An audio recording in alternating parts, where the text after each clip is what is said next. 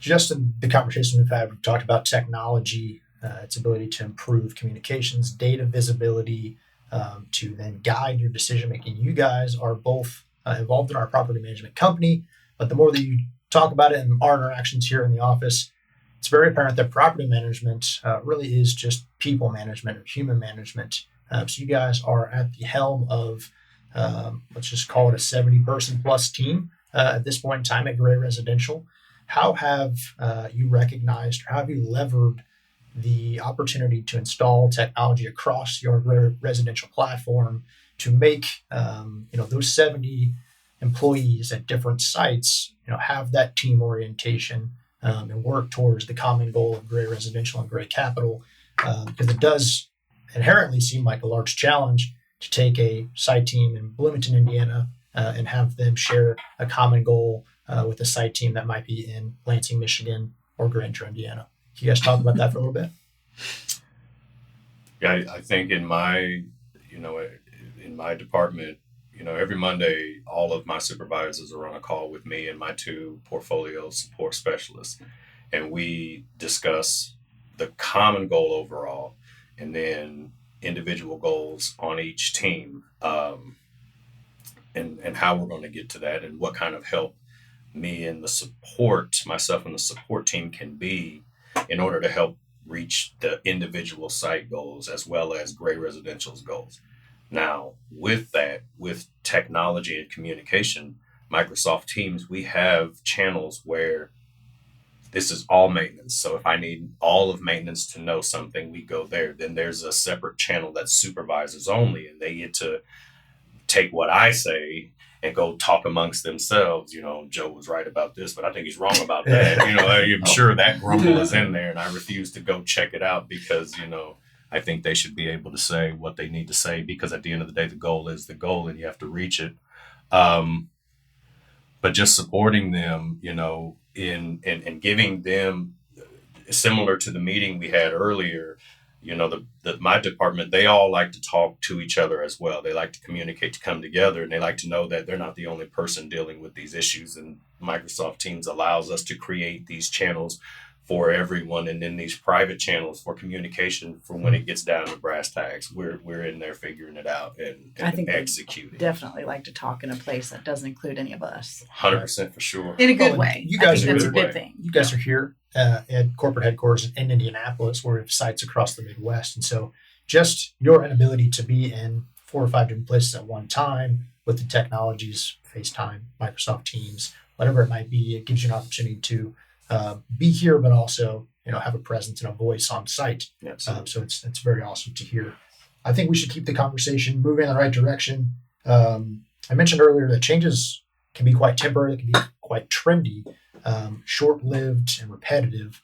Speaking in the world of technologies, and you've also mentioned previously maybe a younger workforce that lacks the intrinsic motivation. I want to talk specifically about how across both of your careers you've had to make long-term changes or adaptations to manage the younger workforce that maybe does lack those internal intrinsic motivations. What types of changes in your overall leadership behavior have you seen that have worked, or how have you had to pivot from a technique that maybe hasn't worked in order to get those team members to really buy in? Yet? Has anything worked a little bit? You've seen progress on? Yeah, no, I don't, and I'm not picking on Gen Z.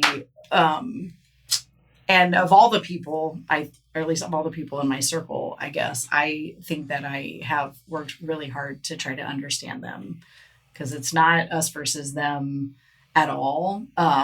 But what I think will work, and it's for everybody, age aside, is making sure that we're taking a holistic approach to supporting the employee's personal life. Mm-hmm. And truly, from just books and research, if I was isolating Gen Z, I'm only doing this under the guise of like actual studies.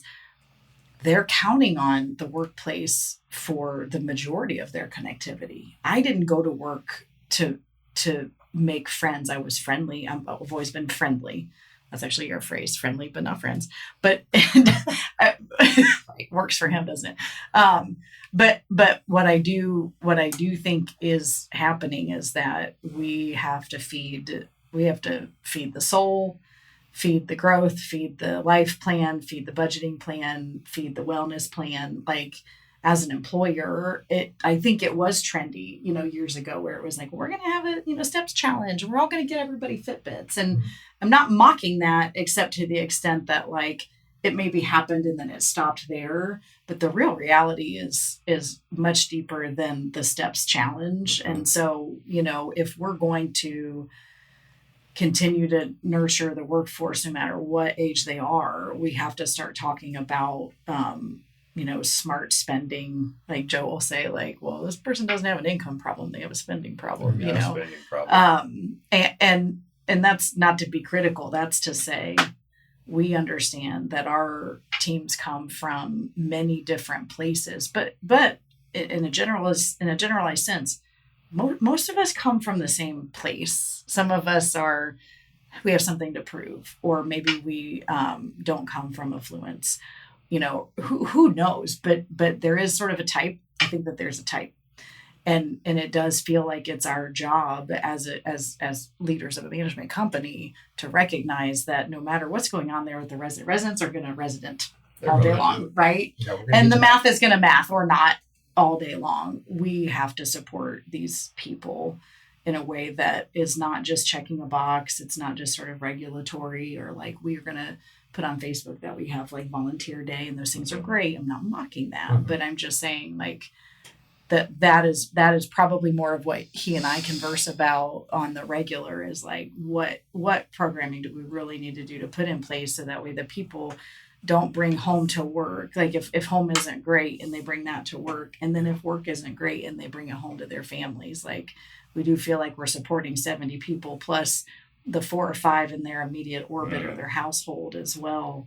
And how do we get them feeling good? We need them all to feel good. Everybody feels kind of miserable out there. It's just in a general sense.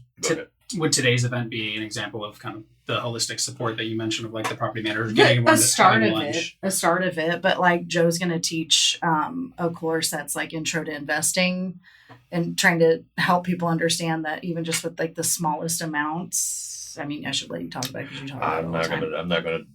You'll get on. Dig It'll be a deep. tangent. It'll be a whole other episode. We can have an episode It'll be about a it on the huge complex. snowball at the end. Yeah. So no, I believe everything you said is right. And so when we're talking about the holistic, That'll be on a short. Clip that. YouTube short. That's gonna be your new ringtone. Everything you said is right. so every generation we've always had to ask, like, how best do you receive feedback? Because as your leader, as their leader, you're going to get it. You have to. It's my job to give it to you. And so it's been probably pretty common. Just come to me face to face, man to man. I'm ready for whatever. That's not the thing anymore. Like, we have to figure out how to give feedback that could possibly, in their mind, could crush them, while at the same time trying to take care of them holistically and make them feel needed and wanted and appreciated. But that one time, like, you can do this for a person and that, and you're really doing a great job. But Right. and that's a backbreaker to some people. They're just like, my world fell apart. And so we're trying to dance between those raindrops nowadays, where how do we bring you up? How do we also help you get to the next level without tearing you down? Mhm.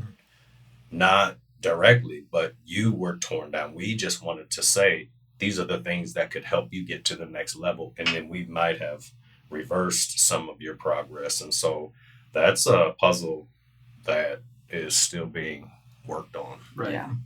One of the coolest things I think about your guys' situation is really like starting or building a property management company or side of the business from like zero. I mean, you both have a lot of experience from other firms and, long tenures there, but you can start at Gray Res with like the things that you like the most and leave the things that maybe didn't work so well. And I mean, we've grown pretty fast, Yeah.